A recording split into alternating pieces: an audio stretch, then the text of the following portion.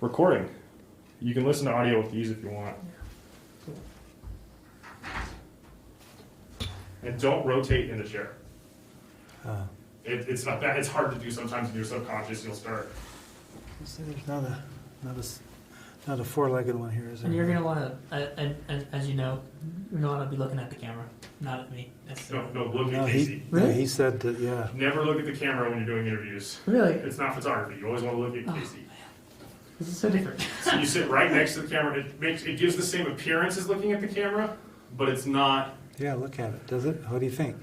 I'm looking at this letter B. Look at me. Line. Yeah, you're right. Or look at you. Yeah, look at me. Okay. All right, Norris, why don't you tell me what a chaplain does? Hi, Casey. Hey, a lot of people get us confused with the actor Charlie Chaplin. It's spelled differently, of course. It's got an extra A in there, CHAPLAIN. So chaplains are employed by, professional chaplains like myself are employed by either some kind of institution, either medical or prison or military. So I spent most of my life as employed by a hospital, and a part of my career in the military. So, but as a hospital chaplain, my job was to honor the faith of every patient in some way or another. So, if I were to visit you, Casey, in the hospital, I would ask you what your faith is first, and you may say a lot of things, and so for that reason, I've done a lot of things. I have taped crystals around people's wrists. I have put garlic under the bed. I've turned the bed in a feng shui direction. I put a healing blanket on the bed. I've collected bones to be burned and placentas to be buried.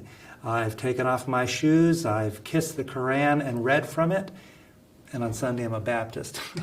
So what that means is that it matters more what the patient is, what you are. And sometimes people say to me, well, I don't have any faith. I don't have any kind of...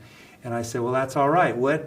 I ask them, what gives you peace of mind? Where do you collect your thoughts? Is it by the water? Is it in the mountains?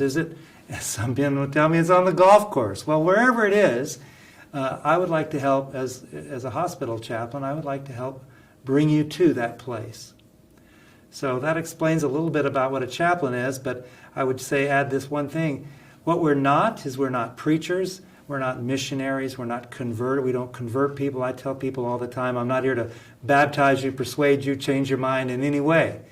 I'm here to provide you with what helps you in this situation. Hope that helps explain a little bit about what a chaplain does.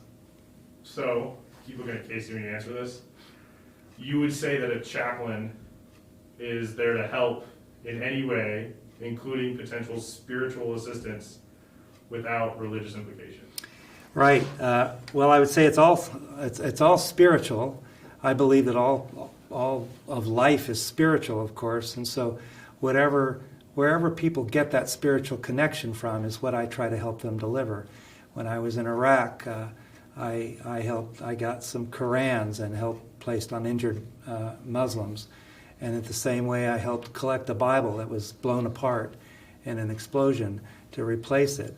So whatever that helps with people is what I try to do. Try to answer their needs. Sometimes they will ask me, hey, what do you believe? And maybe I can tell them in that situation.